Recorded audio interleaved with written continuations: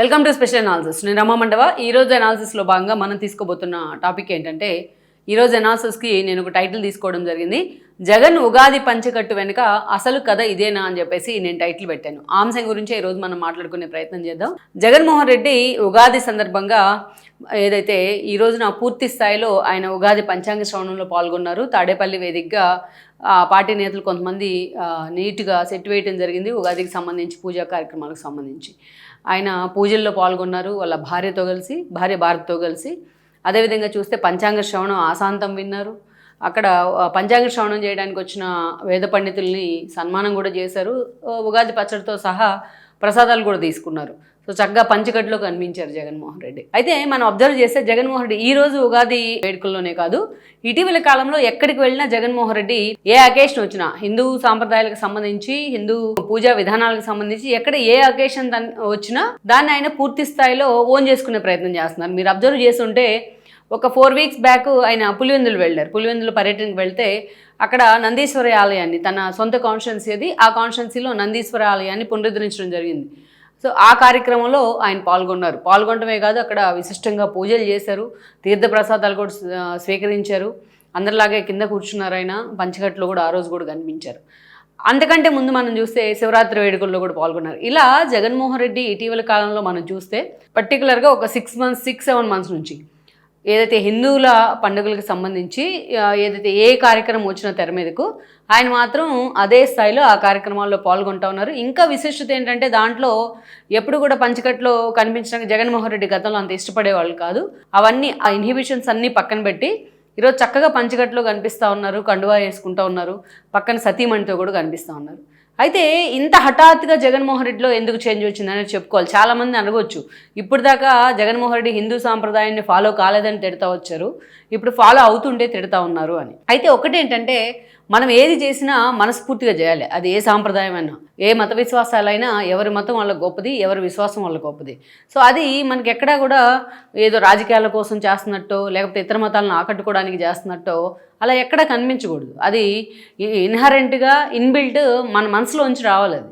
అయితే జగన్మోహన్ రెడ్డి చేస్తున్న ఈ పూజలు మనం చూసినట్లయితే క్లియర్ కట్గా దాని వెనక ఏముందనేది అర్థమవుతుంది. కొంత వెనుక ముందు మనం ఆలోచిస్తే అసలు ఈ పంచకట్లు, ఈ ప్రసాదాల స్వీకరణలు, వీటన్నిటి వెనుక అసలు అర్థం ఏంటి, అసలు కథ ఏంటి అనేది మనకు అర్థమవుతుంది. మనం గతంలో చూస్తే జగన్మోహన్ రెడ్డి కానీ ఆయన తండ్రి, ఆయన తాతల నుంచి వస్తున్న వారసత్వం ఏంటంటే వాళ్ళు పూర్తిగా కన్వర్టెడ్ క్రిస్టియన్స్. వాళ్ళు క్రిస్టియానిటీ తీసుకున్నారు.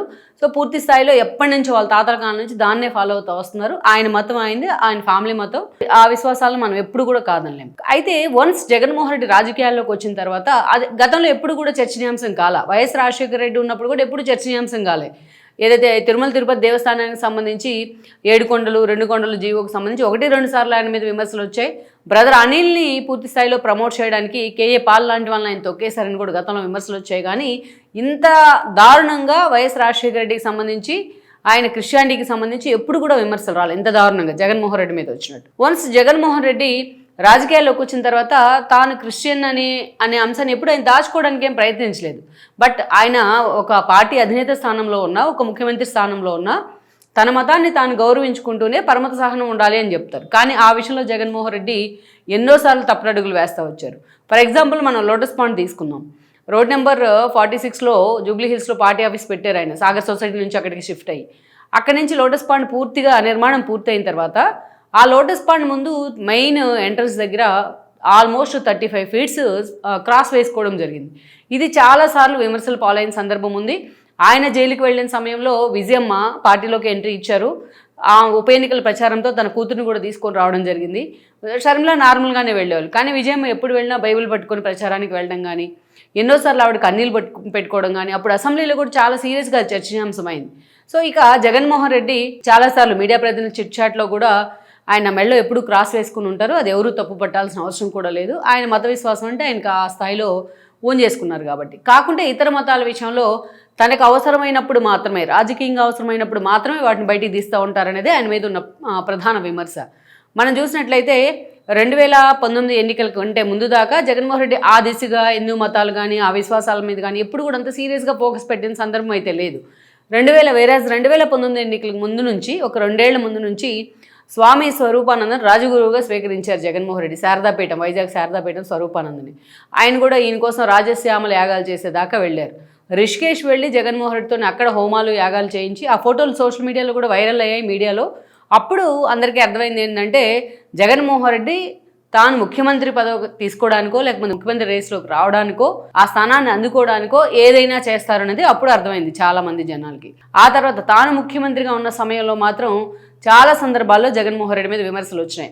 రామతీర్థం వేదికగా రాముడి తలను నరగడం కానీ, అదేవిధంగా అంతర్వేదిలో కందరీగల కారణంగా రథాలు తగలబడ్డాయనే ప్రచారం కానీ, అదేవిధంగా దుర్గా టెంపుల్లో వెండి సింహాలు ఎవరో కొట్టేశారని కానీ, ఇలా చాలా రకాల అరాచకాలు జరిగాయి రాష్ట్రం. ఇంకా ఇదంతా ఒక ఎత్తు అయితే అటు సుబ్బారెడ్డిని అదేవిధంగా ఇటు భూమన కరుణాకర్ రెడ్డిని టీటీడీ బోర్డు చైర్మన్గా నిర్మించడం కూడా అనేక సార్లు జగన్మోహన్ రెడ్డి ఈ విషయంలో టార్గెట్ అవుతూ వచ్చారు.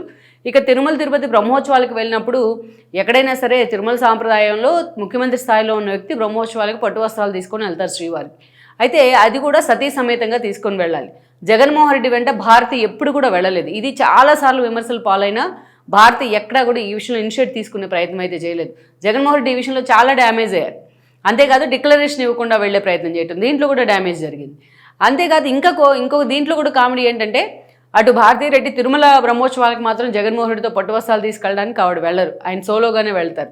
కానీ అదే చెవిరెడ్డి భాస్కర్ రెడ్డి ఇంటి ముందు తిరుమల తిరుపతి దేవస్థానం సెట్ వేసి అక్కడ పూజ చేయమంటే ఆ పూజలో మాత్రం జగన్మోహన్ రెడ్డితో కూడా పాల్గొంటారు. ఇది చాలా విచిత్రం, క్వైట్ కాంట్రడిక్షన్ ఉంటుందన్నమాట. కేవలం సెట్టే అనుకున్నప్పుడు ఆమె వస్తారు, బట్ నిజమైన దేవుడు అనుకున్నప్పుడు ఆవిడ వెళ్ళరు. సరే, ఇది మన పక్కన ఇలా జగన్మోహన్ రెడ్డికి సంబంధించి పాస్టర్లు ఇమాములకి జీతాలు ఇవ్వడం, ప్రభుత్వం జీతాలు చెల్లించడం, ఇలాంటి అంశాల్లో చాలాసార్లు జగన్మోహన్ రెడ్డి టార్గెట్ అవుతూ వచ్చారు. ఇది ఇదంతా ఒక ఎత్తు అయితే మొన్న ఎన్నికల్లో 11 సీట్లకి జగన్మోహన్ రెడ్డి పరిమితమైన తర్వాత ఆయనకు సంబంధించిన తిరుమల లడ్డూ వ్యవహారం ఒకటి, తిరుమల లడ్డూని కల్తీ చేశారనే వ్యవహారం ఏ స్థాయిలో ఆ పార్టీని జగన్మోహన్ రెడ్డి వ్యక్తిత్వాన్ని కూడా డ్యామేజ్ చేసింది. ఆ తర్వాత పరకామణి దొంగతనం, ఆ తర్వాత ఆఖరికి శ్రీవారికి పూర్తి స్థాయిలో అక్కడ సమర్పించేలో లేకపోతే విఐపీలు వస్తే ఎవరైనా వాళ్ళకి ఇచ్చే పట్టు వస్త్రాలలోనో దాంట్లో కూడా మ్యానిపులేషన్ జరిగిందని తెలిసిన తర్వాత ఇంకా దారుణమైన విమర్శలు వచ్చాయి. ఈ క్రమంలోనే తిరుమల తిరుపతి దేవస్థానానికి వెళ్తానన్నారు జగన్మోహన్ రెడ్డి. డిక్లరేషన్ అడగడంతో దాన్ని వెనక్కి తగ్గడం జరిగింది. అందుకే అటు పవన్ కళ్యాణ్కి ఇటు టీడీపీకి చాలా సీరియస్గా ఆయన టార్గెట్ అయ్యారు. దేశవ్యాప్తంగా తిరుమల లడ్డూలో కల్తీ జరిగింది, యానిమల్ ఫ్యాట్ కలిసింది అన్న తర్వాత దేశవ్యాప్తంగా ఎంతోమంది జగన్మోహన్ రెడ్డి మీద హిందూ మనోభావాలు దెబ్బతినే అంటూ కూడా తిరగబడిన పరిస్థితి అయితే ఉంది. సో అందుకనే ఆల్మోస్ట్ 2 yearsగా ఇది కొనసాగుతూనే వస్తుంది. ఆల్రెడీ సిబిఐ ఏర్పాటు చేసిన ఛార్జ్ షీట్ ఫైల్ చేసిన తర్వాత దాంట్లో అడల్ట్రేషన్ జరిగింది అని స్వయంగా సుబ్బారెడ్డి ఒప్పుకుంటా ఉన్నారు.